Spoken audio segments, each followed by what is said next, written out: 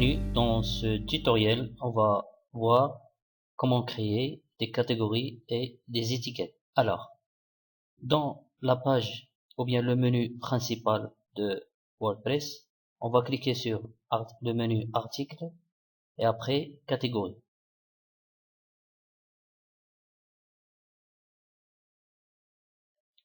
Là, ajouter une nouvelle catégorie, on va donner le nom, par exemple actualité.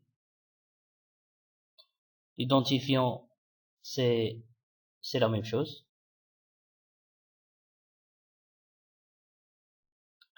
Voilà, regardez ici, on a une seule catégorie déjà existante, c'est non classé.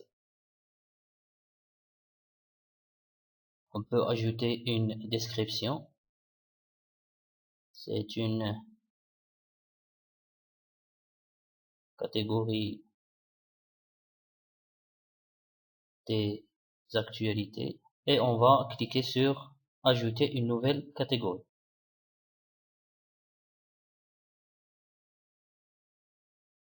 Voilà, et c'est ajouté avec succès. On va ajouter une autre catégorie formation. Donc l'identifiant, par exemple F, la description, un petit texte et ajouter une catégorie. Voilà la deuxième. Donc on va ajouter une troisième catégorie Word,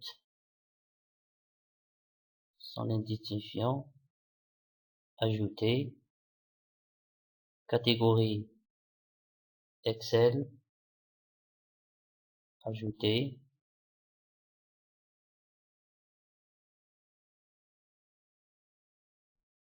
société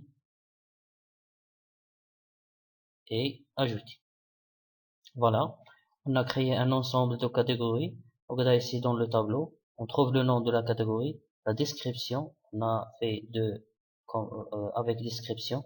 Ici l'identifiant et le compte, ça veut dire le nombre d'articles classés sous forme, bien sûr, société. Et on n'a pas 000 jusqu'à non classé, on a 2. Alors, comment créer les étiquettes? La même chose.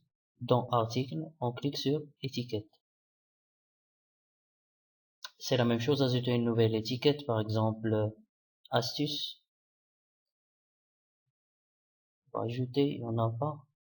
Ajouter, par exemple, truc.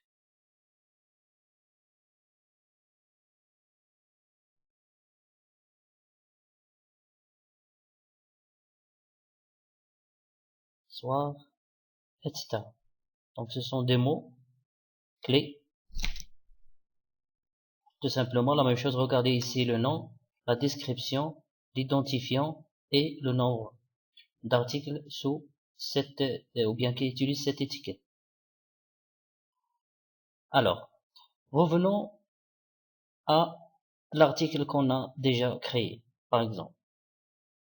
On va voir l'article 1.